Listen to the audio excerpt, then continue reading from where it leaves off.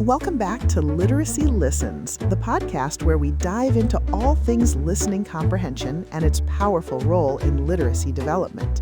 I'm Amber, and I'm joined by Brian, our listening comprehension expert. Hi, Amber. Great to be back. Last time, we zoomed out to look at Dr. Young-Suk Kim's direct and indirect effects model of reading, or DIER, and explored why comprehension is so complex. Right, and today we're narrowing the lens. We're focusing on one of the model's two pillars, listening comprehension, to see how its many skills work together and why it deserves attention from the very beginning of reading instruction and beyond. Before we get started, a quick note. The voices you hear on this podcast are AI-generated, and the script was developed with support from AI technology. The content you'll hear reflects research carefully curated by Read Charlotte, a nonprofit dedicated to improving literacy outcomes for students in Charlotte, North Carolina. So, picture this. You're in a first-grade classroom during a read-aloud. One student laughs at a funny part, another raises a hand to predict what will happen next, and a third says, "Wait, I don't get it. Why did the frog do that?" Great example. That moment shows listening comprehension in action. Those students are using vocabulary, inference, reasoning, comprehension monitoring, and text structure awareness to make sense of oral language. All of those pieces are part of the same system we're unpacking today. Let's start with the big picture. In Kim's DIER model, listening comprehension isn't a single skill, right? That's right. It's a network of interconnected skills that develop and interact over time. At the base are the lower-level skills, vocabulary, grammar, and syntax, the structures that help students understand individual words and sentences. Then come the higher-order skills, inference, reasoning, perspective-taking, comprehension monitoring, and text structure awareness, the tools that let students connect ideas, fill gaps, and construct deep meaning.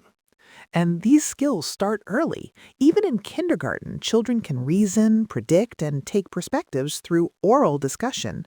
Research shows that listening comprehension should be taught explicitly and continuously, starting before children can decode text and continuing long after they can read. It's not something we wait to teach. It's something that grows alongside word reading and supports it from the very beginning. Exactly. Listening comprehension is cumulative and continuous. It never stops developing. And it's deeply connected to background knowledge. The more students know about the world, the easier they can make inferences, reason, and monitor their understanding. Decoding, on the other hand, has a ceiling. Once students are fluent and accurate word readers, further growth in reading depends on strengthening their listening comprehension. So it's not something we teach once and leave behind. It's something we keep building across a child's whole educational journey and beyond. Yeah, a metaphor I like is the orchestra. The strings are vocabulary, the melodic foundation. The rhythm section is grammar and syntax, keeping time and structure. The woodwinds and brass are higher-order skills like inference, reasoning, perspective-taking, and comprehension monitoring, adding color and depth. And the sheet music, the plan that keeps everyone in sync, represents text structure awareness, helping students understand how ideas are organized. When all these parts play together, they create meaning, just like musicians bringing a composition to life. I love that metaphor. And if one section is out of tune, say vocabulary, it affects everything else. As teachers, we're the conductors, listening carefully to figure out which section needs more rehearsal and how to bring them back into harmony. So let's talk about how to teach this orchestra of skills. What does the research suggest? Teaching this orchestra of skills works best through a multi-component approach, working on several skills at once instead of teaching them in isolation. When teachers intentionally integrate vocabulary, inference, and comprehension talk around meaningful content, students make stronger gains.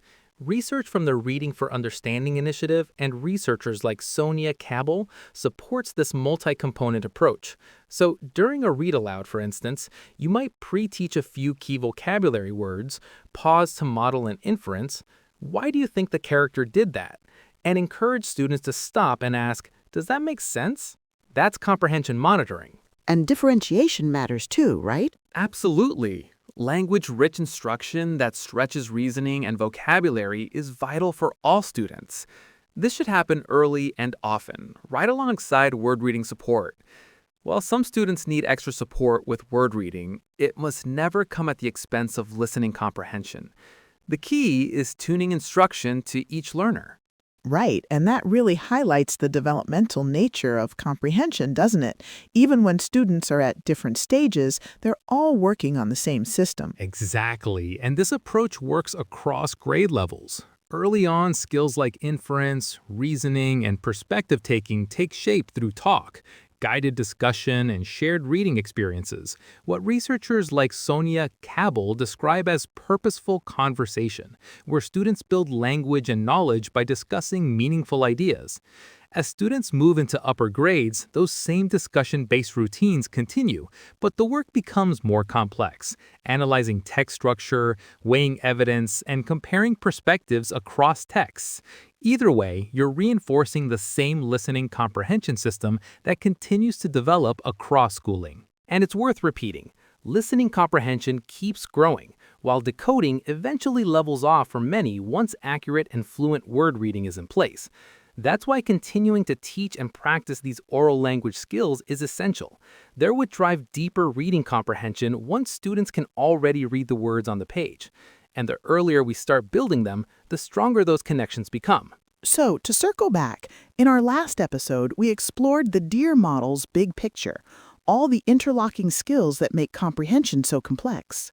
Today, we stepped inside one of its pillars to see how listening comprehension functions like an orchestra, a set of skills that keeps developing throughout schooling.